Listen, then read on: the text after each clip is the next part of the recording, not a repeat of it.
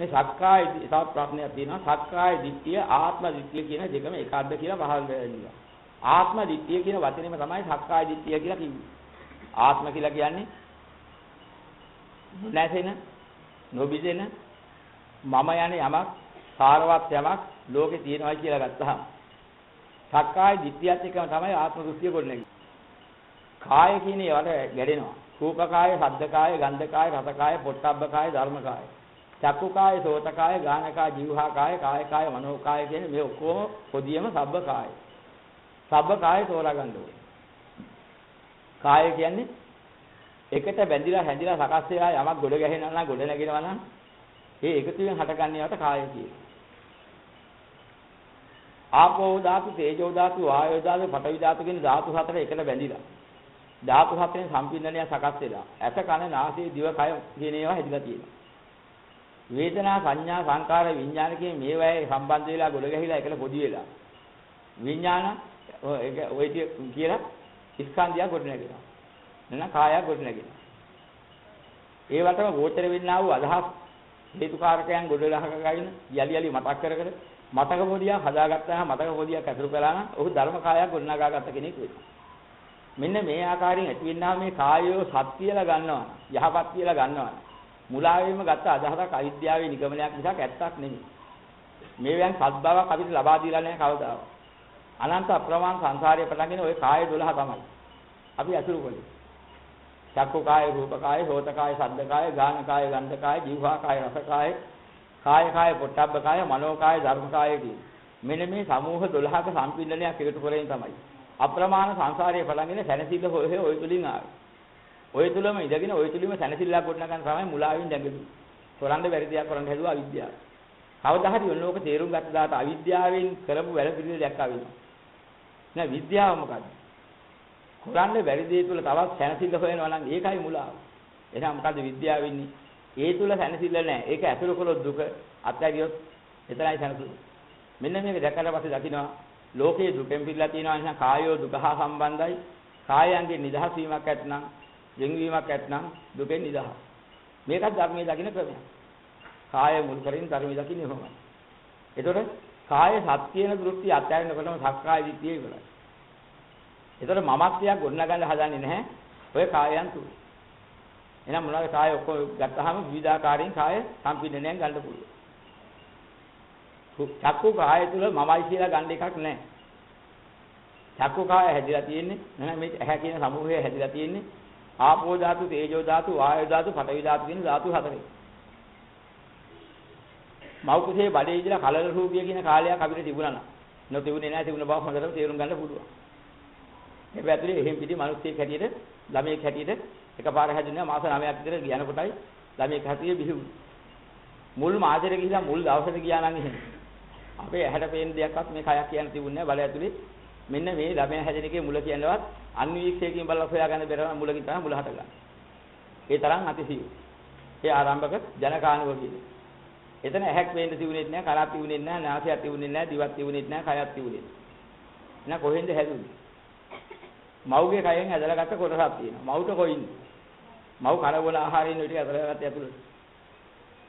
වතුර බීලා ආපෝ ධාතු ඇතුළට ගත්තා. බත් කාලා මොනවා හරි කෑම જાති පද જાති කාලා පඨවි ධාතු ඇතුළට ගත්තා. හුස්ම අරගෙන වායෝ ධාතු ඇතුළට ගත්තා.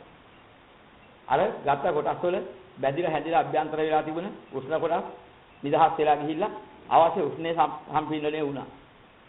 ওই ටික හරියට තමයි ওই ධාතු හතර අරගෙන තමයි කර්මජ ශක්තියෙන් බඩ ඇතුලේ මේ ඇස කන නාසය දිව කය කියන ඉන්ද්‍රිය හය හැදුවේ.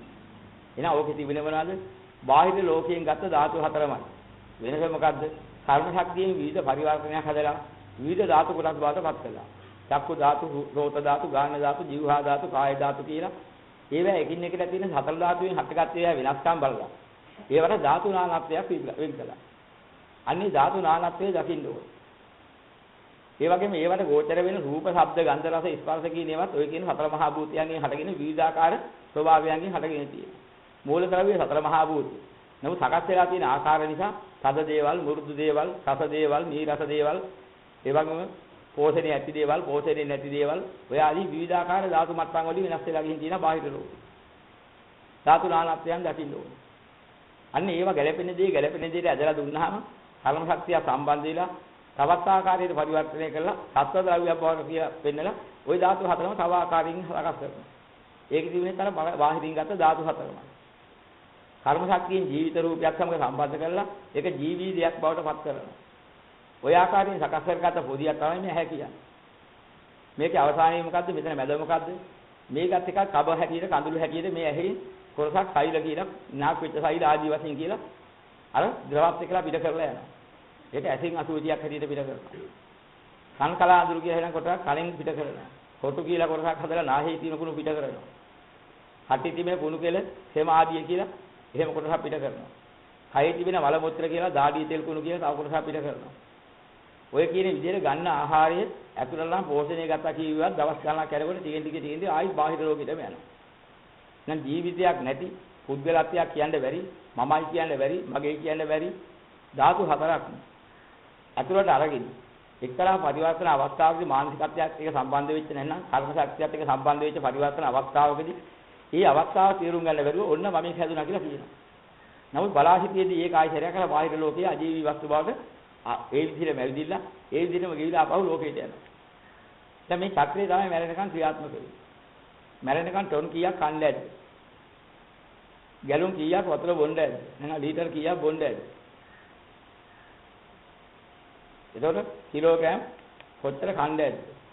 බැලුවොත් එහෙම උපතේ වල මැරෙනට කාපුවා කොච්චර? ටොන් 1000 ගාණක් නැත්නම් අර කියන විදිහට කිලෝ 1000 ගාණක් ඊටත් වැඩි 10000ක් ලක්ෂයක් වල කාලා තියෙනවා.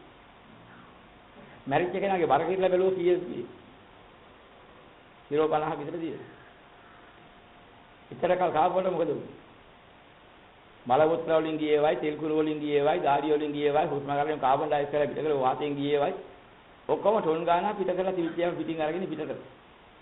බාහිර ලෝකෙන් ටොන් ගාණක් ඇතුළට අරගෙන බාහිර ලෝකෙන් ටොන් ගාණක් මැරෙනකම් පිට කරලා. එහෙනම් ඒ ඇතන පිට කරුවා සතෙක් හිටියෙත් නැහැ. ඇතුළට ගත්ත ඒවා සතෙක් හිටියෙත් නැහැ. සතෙක් නොවන දෙයකින් ඇතුළට ගත්ත එක කායික පරිවර්තනයක් ඇති කරනකොට සතෙක් කියලා අපි හැවටුණා මිස වෙන එකක් ඔතන තිබිලා නැහැ. ඒකට මම කිව්වා මගේ කිව්වා මිස මම කරගන්න මගේ කරගන්න චක්‍රයක් එතන තිබිලා නැහැ. එක්තරා ධර්මතාවයක් තිබිලා තියෙනවා. ඇතුළට ආවා ක්‍රියාත්මක වුණා ගෙවිලා පිට වෙලා ගියා. ආයි ඇතුළට ගත්තා ක්‍රියාත්මක වුණා ගෙවිලා පිට වෙලා ගියා. ඔන්න ඔය ක්‍රියාදාමයක් නම් ඔතන සිද්ධ වෙලා තියෙන නිසා මම කරන්න හැදුවාට මම කරන්න පුළුවන් දෙයක්වත් මගේ කිව්වට මගේ වෙන දෙයක්වත් ඔතන සකස් වෙලා නැහැ. මම කිව්වට පාලනය වෙන දෙයක්වත් නැහැ.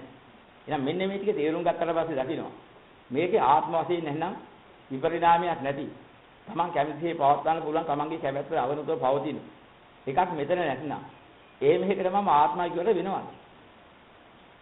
එහෙම ඇහැකට, එහෙම කනකට, එහෙම නාසයකට, එහෙම දිවකට, එහෙම කයකට ආත්මයි කිව්වට වෙනවා. වෙන්නේ නැහැ නේ කියලා දකින්න.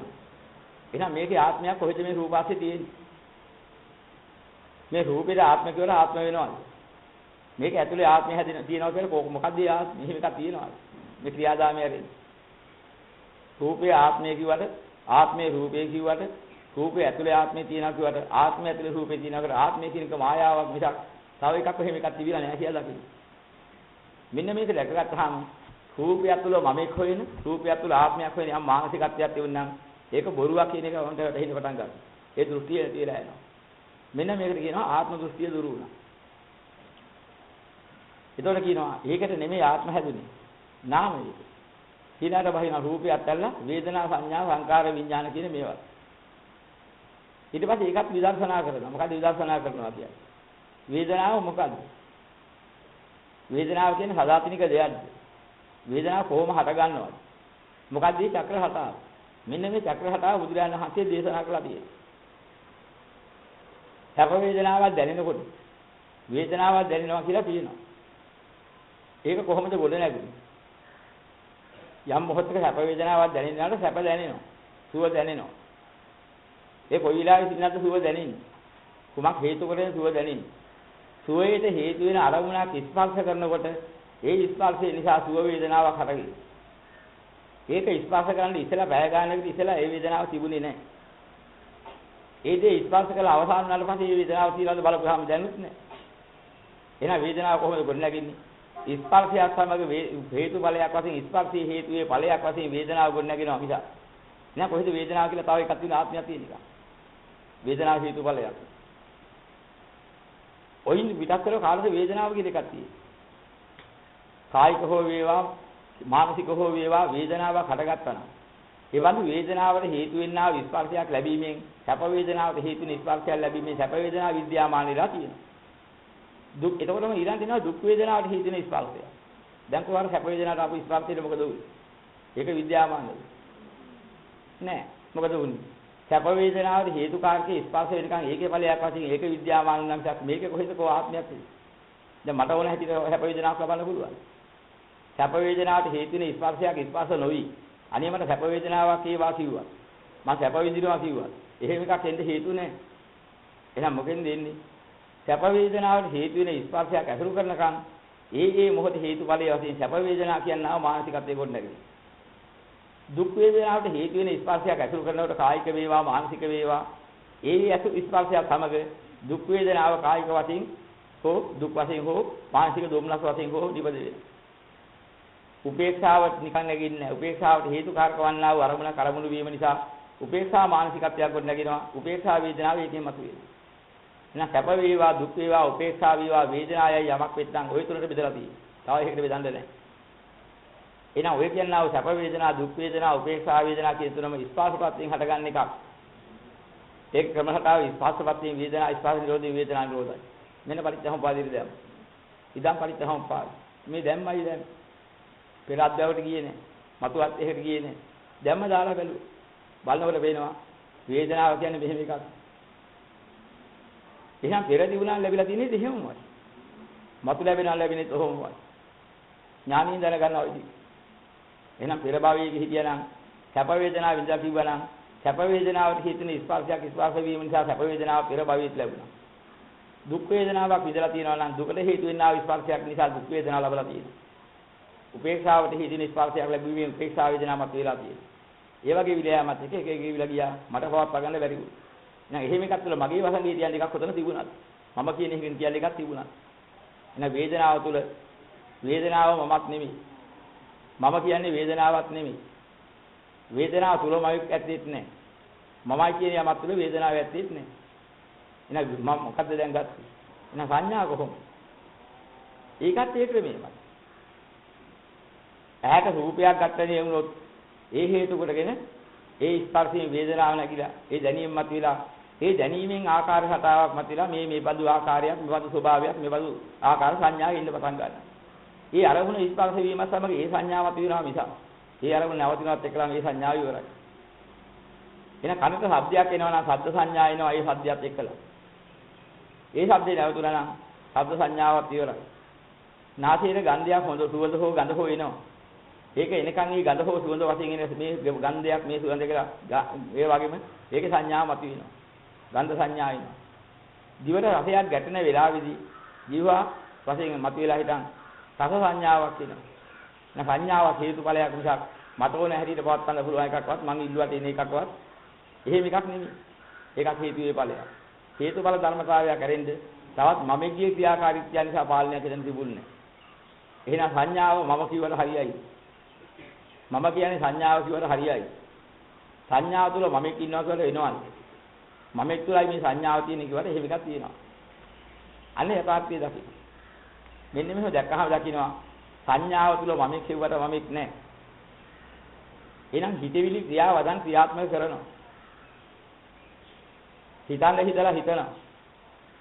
හිතකොට නගලා කියන්න හිතනකොට නගලා ඒ හිත ක්‍රියාත්මක කරනකොට කියවෙනවා. ක්‍රියාත්මක කරන්න අවශ්‍ය හිතකොට නගලා ඒ හිතත් එක්කලා කොට නගලා හිතන් ක්‍රියාත්මක වෙනවා. හිතත් සමග සම්බන්ධලා ක්‍රියාත්මක කරන්නා වූ ඒ අදහසත් එක්කලා. ඒක තිබිච්ච එක හුත් නෙමෙයි. ඔන්නම් මතු කරන්න පුළුවන් ඔන්නම් නිකන් ඉන්න පුළුවන්. මතු කරුවොත් එක වෙනවා.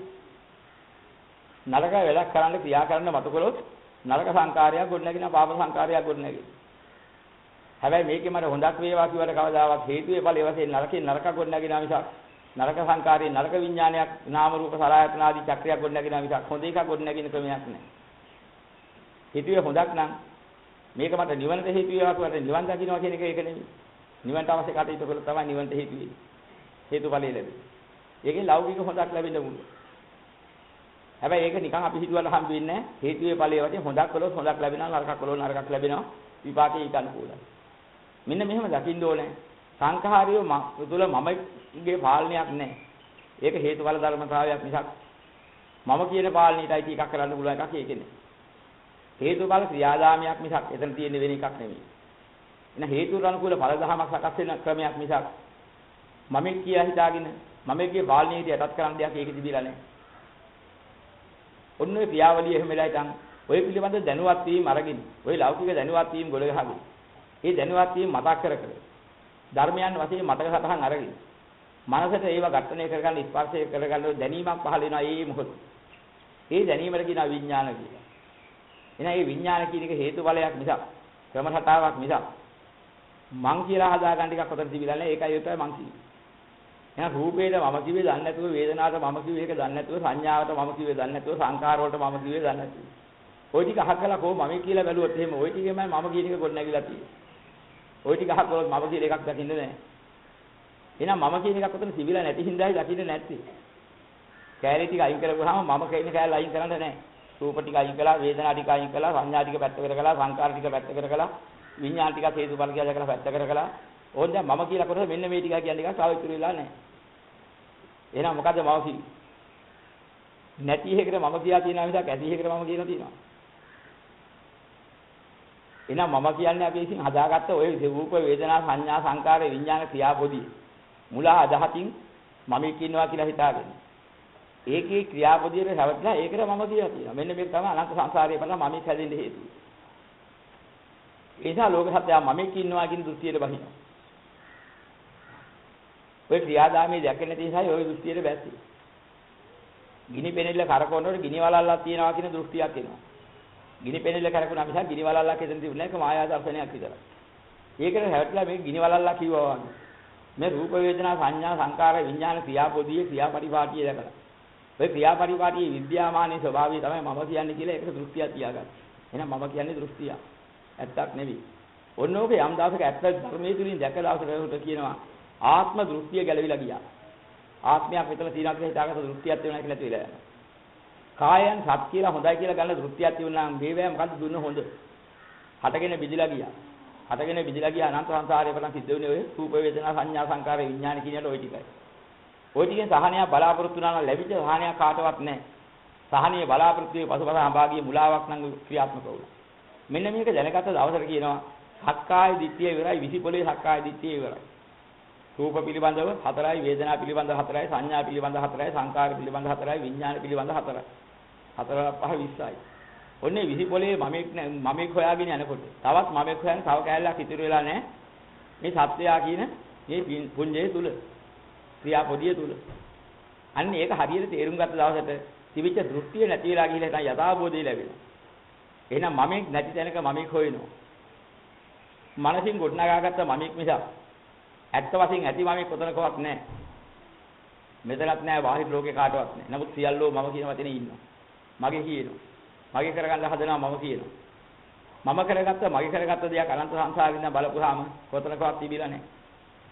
නමුත් මම කියන දෘෂ්ටියෙන්මයි අත්තරින් නැතුව මම මේ කාලේ මෙහෙම හිටියා මේ කාලේ මේ ආකාරයි මෙහෙම කායක් තිබුණා මෙහෙම කතා කළා මේ විදිහට දේවල් කෑවා බිව්වා ඊට ඉස්සෙල්ලා මෙහෙම කාලෙක හිටියා එතනත් මම හිටියේ ඒකට මේ ආකාරයෙන් කියලා අද්ගව 1 2 3 4 සිරිය 1000 ලක්ෂය කියලා බලාගෙන යන්න පුළුවන් කාලෙකුත් වෙනවා పూర్වේ නිවාසරණ ඥානියෙන් බලනකොට හැබැයි මම කියන සංඥාවෙන් බලාපෙකින්ම තමයි බලලා තියෙන්නේ ඒ නිසා මම ඉස්සර මෙහෙම හිටියා කියලාමයි කියන්නේ හැබැයි ඇත්ත දැනගත්තට පස්සේ ලෝක භාවිතාවේ වෙන වචන නැති නිසා ඔහු මම කියන එකේම කතා කරනවා මගේ කියලාත් කියනවා මට කියලාත් කියනවා හැබැයි ඔහු දකිනවා මේක ලෝක සම්මතියේ භාවිතාව සඳහා ගන්න වචනයක් නිසා වෙන හරයක් ඇති මම එක්නක් කොතනකවත් ඉඳලා නැහැ කියේ. ගිනි පෙනෙල්ල කරකොරට ගිනි වලල්ල කියලා අපි කතා කරනවා. අපි කතා කරන ගමන් අපි දන්නවා ඔතන ගිනි පෙනෙල්ලේ කැරකීමේ ක්‍රියාදාමයක් නිසා ගිනි වලල්ලක් නම් තිබුණ නැහැ කියේ. නමුත් කතාව වහට වෙන කියන්නේ එකක් නැති හින්දා ඔන්න ගිනි වලල්ලක් පෙන්නනවා කියලා අර ගිනි පෙනෙල්ල කරකොලක් පෙන්නනවා. මෙන්න මම කියලා පෙන්නනවා. නමුත් අපි අභ්‍යන්තරයේ යථාබෝධයෙන් දන්නවා මම කියලා කිව්වට මේ ලෝක සම්මතයේ ව්‍යවහාරයට කියනවා. නමුත් ඇත්ත වශයෙන්ම මම කියලා බැලුවොත් ඒක මුලා දෘෂ්ටියක් මිසක් ඇත්තක් නෙමෙයි කියලා දැක්කදාට සක්කාය දිට්ඨිය ඉවරයි. එහෙනම් මොකද විතිකිච්ඡා තිබුනේ? ඔය තුල හැප හොයාගෙන ඔය තුල විමුක්තියක් හොයාගෙන යන්නේ සාක්කල් හොයිනේ විතිකිච්ඡාව. උට හම්බ වෙන්නේ නැහැ. බලාපොරොත්තුෙන් ඉන්නවා. සැක කර ඉන්නවා ලැබෙයිද නොලැබෙයි. නොලැබෙන දෙයක් පිළිබඳව සැක කර හිටියලා සැකේ මිසක් කවදාවත් සැකේ ඇත්තල්ල ඇත්ත දකින්නේ නැහැ. දැන් නම් දකින්නවා. ඔය තුල මුකුත් හොයන්න එකක් නැහැ සාරත්වය. එයා සාරත්වය සඳහා තිබෙන මඟ මොකද්ද? ඔය තුල අත්හැරී නොඇලී මිදී ගියා නම් රූපස්කන්ධයත්, වේදනා ස්කන්ධයත්, සංඥා ස්කන්ධයත්, සංකාර ස්කන්ධයත්, විඤ්ඤාණ ස්කන්ධයත් යම් තැනක ගොඩ නැගීම නතර වුණා. එතන සත්‍යය කියලා පනවාගත්ත සම්මතයේ ඉවරයි. එහෙනම් විඳ දුකත් ඉවරයි. ඒ තමයි විමුක්තිය කියලා. ඒ තමයි විමුක්තිය කියලා සැක නැති වෙනවා. එදාට විචිකිච්ඡා ඉවරයි. එහෙනම් මේක දැනගත්තේ ඇත්ත ඇති ආකාරයෙන් සිහි කළ ප්‍රඥාවට ගෝචර කළ මේ ඇත්ත දැනගෙන යථාබෝධය ලැබුවා මිස බිම් බලාගෙන ගිහිල්ලවත් උඩ බලාගෙන ගිහිල්ලවත් සිවුර හැරගෙනවත් සුදු වතක් අඳගෙනවත් කලිසමක් අඳගත්ත නිසාවත් බැරි වුණාවත් එහෙම එකක් නෙමෙයි මෙතන සිද්ධ වෙන්නේ. උපත සමාදන් වෙලා කරපු එකක් නෙමෙයි. මනස සිහියෙන් යුක්තව බුදුදහම හරියට අහලා ඊට අනුකූලව මනස සිහියෙන් සිහිනෝනේ සිහි කරලා ඒ න්‍යාය ධර්මයේ තෝරාගන්න ප්‍රඥාව. ඒ තුලින් මම මේක දැනගත්තා මිසක් වෙන ක්‍රමයකින් නෙමෙයි කියලා දැනගත්තාම වෘතමාලා පරාමර්ශයෙන් නෙමෙයි නිවන් දකින්නේ ප්‍රඥාවෙන් යථාබෝධය දැනගෙන ඉගෙන සත්‍ය දකින්න. එහෙනම් වෘත පරාමර්ශයෙන් නිවන් දකිලා කියන මුලාව නැති වෙනවා. අනිදාර දකින්නවා සීලබ්බත පරාමාසයෙන් නිදහස් වුණා. එහෙනම් සක්කාය දිටි විදිකිච්ඡා සීලබ්බත පරාමාසකේ සංයෝජන තුන ඔය යථා ධර්මාවබෝධයත් එක්කලා විදිලිය යනවා. මෙන්න මේකට කියනවා සෝවාන් ඵලයටපත් වුණා. සංයෝජන තුන විදහැරියා කියලා. ඕරාම් භාගිය සංයෝජන හේවත් පල්ලෙහා පැත්තට ඇදලා යන සතර පහ ගත වෙන්නේ හේතු වෙන පැත්තට ගෝචර වෙන සංයෝජන තුනක් විදිලා ගියා ඕක. අන්න ඒකයි සංයෝජන විදින ක්‍රමයි. ඉතින් සෝවාන් ඵලයටපත් වෙනකොට ප්‍රශ්නෙකුත් අහලා තිබුණා. ඔන්න ඔය ටික හරියට තෝරාගත්තා නම්. ඉතින් ස්කන්ධ හැටි බලලා ධාතු වල හැටි බලලා ආයතන වල හැටි බලලා පටිච්චසමුප්පන්නව බලලා මේ හැම ආකාරයෙන්ම ලෝක හැටි බලන ක්‍රම කීපයක් දීලා තියෙනවා. මේ ක්‍රමෙන් තමන්ට ගැළපෙන එකක් අරගෙන බලාගෙන යන්න. ඒතර වෙන්නේ. මේ ස්කන්ධ වල ස්වභාවය බලලා තොතෙන් දෙන්න පුළුවන්. මේ දෙල් ධාතු 10ක් චක්කු ධාතු, රූප ධාතු, චක්කු විඥාන ධාතු, සෝත ධාතු, ශබ්ද ධාතු, සෝත විඥාන ධාතු ආදී 15 වෙන 18 ධාතුවක් මුල් කරගෙන ඒවැය පාඩේ කොහොම දැකලා. හේතුඵල ධර්මතාවය මිසක් මම કોઈ ආසේ නැහැ. ඒක මුලාවක්. මෙන්න මේ යථාර්ථය දැකලා සෝවාන් වෙන්න පුළුවන්. ධාතු වශයෙන් දැකලා. චක්කායතන, රූපායතන, සෝතායතන, සද්ධායතන ආදී වශයෙන් මේ බාහිර ලෝකයක් එක්ක තියෙන සම්බන්ධතාවයේ බැඳීම හැදීම චන්දරාගයේ බැඳීමත් එක්ක ගොඩනගාගත්ත උපාදානස්කන්ධය නිසා මේ පැවැත්ම තුළ මුලාවකින් දුක විඳගෙන යන පැවැත්ම ගොඩනගෙනවා. ඒ මුලාවෙන් හිතින් චන්දරාගය අත්හැර දැම්මත් ඒකේ නිදහස් වෙනවා කියලා ධර්මානුකූලව දැක්කන. ආයතන වශයෙන් දැකලා යථාබෝධය ලැබලා ඔය සක්කාය දිට්ඨි විචිකිච්ඡා සීලමත පරාමාස විදිහට යනවා. මේ තවත් සෝවාන් වෙන ක්‍රමයක් ආයතන වශයෙන් බලනවා. පටිච්චසමුප්පාද වශයෙන් හේතුව මේකයි ඵලය මේකයි. හේතුව ඉන්නේ නැහැ මේ ඵලෙ ඉන්නේ. මේකයි ලෝක ධර්මතාවය මේන් එහා වෙන ධර්මතාවයක් ලෝකේ නැහැ කියලා. ලෝකේ හේතුඵල ධර්මතාවය හරියට හොයලා බලුවා නම් ඒ තුලින් ඔය බුද්ධිලාට ඔය දෘෂ්ටිය විදිහට යනවා. එහෙනම් ඔහුට සක්කාය දිට්ඨි විචිකිච්ඡා සීලබ්බත පරාමාස විදිහට යනවා. ඔය අවබෝධය එනකොට. එයා ස්කන්ධ වශයෙන් ධාතු වශයෙන් ආයතන වශයෙන් පටිච්චසමුප්පාද වශයෙන් මේ ප්‍රබඳු ආකාරයෙන් හෝ මේ යථාර්ථය දැක්කනම් ඔහු සෝතාපන්නයි. හැබැයි ඒ ටික අත්හැරලා මම මල් පූජා කළාම සෝතාපන්න වෙනවා කිව්වට එහෙම කවදාවත් හම්බෙන්නේ නැහැ. උදේ ඉඳන් රැය වෙනකන් අවුරුදු 100ක් හරි මම ජීවත් වෙන කාලෙම මම දන් දීලා හිටන් මම සෝවාන් වෙනවා කියනවා හම්බ වෙන්නේ නැහැ. මම මේ පිළිවෙත රැක ඉඳලා මෙතන ඉඳගෙනම ඉඳලා සෝවාන් වෙනකන් නැගිටින්නේ නැහැ කිරියට එහෙම හම්බ වෙන්නේ නැහැ. ඒ වත් පිළිවෙත වලින් සෝවාන් වෙන්න බෑ. සෝවාන් වේවා උපනිශ්‍රේ කරගන්න පුළුවන් ඒක නුවණින් දකින්න ඕන. මෙන්න මේ නුවණට අඩුපාඩු වෙන්න මොනවද අවශ්‍ය වෙන්නේ? මේ ආවිෂ පැවතිය යුතුයි නැත්නම් මේක කල්පනා කරන්න බෑ මේ ප්‍රඥාවෙන් ගොඩනගෙන ධර්මයේ කල්පනා කරන්න විදර්ශනා කරන්න බෑ. එනහගේ වර්ණයේ ප්‍රබෝධය නැත්නම් නිින්ද ගිහින් වාගේ ඉඳ වෙනවනම් හැම්මැලි වෙලා යනවනම් කය මලානික වෙනවනම් හිත ඇකිලිලා යනවනම් මේ අර්ථාවෝධය ලබා ගන්න ප්‍රඥාව බහල කරන මේ විදර්ශනා මාධ්‍ය විදර්ශනාත්මකව හිතන්න බෑ. ඒක බාධකයක්. කායික මානසික දුකෙන් පිළිපෙලි ඉන්නවනම් ඒ දුක් දාහේ නිසාත් මේක කරගන්න බෑ. එහෙනම් සුඛයත් අවශ්‍යයි. නැකිටින්දා පළක් නැත්නම් කල්පනා කරලා ශක්තියක් නැත්නම් එහෙම දුර්වල මානසිකත්වයක් ඇති වෙන කායිකත්වයක් ඇති වෙන එක බලේ නැතුව හිටියොත් ඒක කරන්න බෑ. මේක සිහි කරන්න පුළුවන් සිහි නුවණ ලබා දෙන්නා ප්‍රඥා ස්වභාවය නැත්නම් ඊට ගෝචර කරගන්න බෑ මේ දහම. එහෙනම් ආවිස වර්ණයේ සැපේ බලේ නුවණ කියන මේ පහ යම් තැනක තියෙනවා නම් ඒක සමතුලිතතාවයෙන් ක්‍රමානුකූලව තියෙන්න ඕනේ මේක ගෝචර වෙන විදිය. හැබැයි ওই ටික ලබා දෙන්නේ නිවන් වගේ නෙමෙයි. අන්න ඒ ටික තමයි දන් දීලා, සීල් රැකලා, භාවනා කරලා, පින් දීලා, අනුමෝදන් කරලා, බණ අහලා, බණ දෙසලා, ඉදියේ උත්තම් පොදලා, අපෝපස්ථාන කරලා, වතාවත් මේ දස පින් ක්‍රියාවත් කරලා ලබා ගන්න ওই ටික. එනිසා ඔය ක්‍රියා කරන්න ඕනේ, පින් ටික කරන්න ඕනේ කියලා බුදුරණා දේශනා කළා ওই ටික ලබා ගන්න. හැබැයි ওই ටිකේ නිවන නෙමෙයි ලැබෙන්නේ. නිවනට උපනිශ්‍රේ. ඉතින් ඒක හොඳට තේරුම් ගන්න ඕනේ. එපා කියලා සමහර අය තේරුම් ගන්න බැරි ඕක නිවන් වගේ නෙමෙයි කියලා දන් දෙන්නෙත් නැහැ, සිල් රකින්නෙත් නැහැ, භාවනා කරන්නෙත් නැහැ, මොනවා වත් පිළිවෙත් කරන්නෙත් නැහැ, ගරු කළ යුත්තට ගරු කරන්නෙත් නැහැ. ඒවා එකක්වත් නෙමෙයි කී පංචකම් කිය කිව්ව නැట్లా යනවා. ධර්ම අවබෝධයක් ලබා ගන්නෙත් නැහැ. ඒ නිසා තේරුම් ගන්න ඕනේ මේ දෙකම අවශ්‍යයි. ආයු වර්ණ හැප බල ප්‍රඥා කියන මේ ටික ලබා ගැනීමට අවශ්‍ය කරන පසුතලය හදා ගන්නත් ඕනේ. මේ පසුතලයේ හිටියර මදි. මේ පසුතලයේ ඉඳලා ස්කන්ධ වශයෙන්, ධාතු වශයෙන්, ආයතන වශයෙන්, පරිච්ඡේදපාද වශයෙන් මේ ආකාරයෙන් විදර්ශනාවට නගලා මේ බුද්ධ දේශනාවට අනුකූලව හිතලා ඊට අනුකූලව විමර්ශනය කරලා ප්‍රඥාව පහළ කරගෙන යථාබෝධය ලබන්නත් ඕනේ. ඔය ක්‍රම දෙක නැතුව ඔය දෙකම ඔය විදිහයි උපනිශ්‍රේ වෙන්නේ. ඔක දකින්න ඕනේ.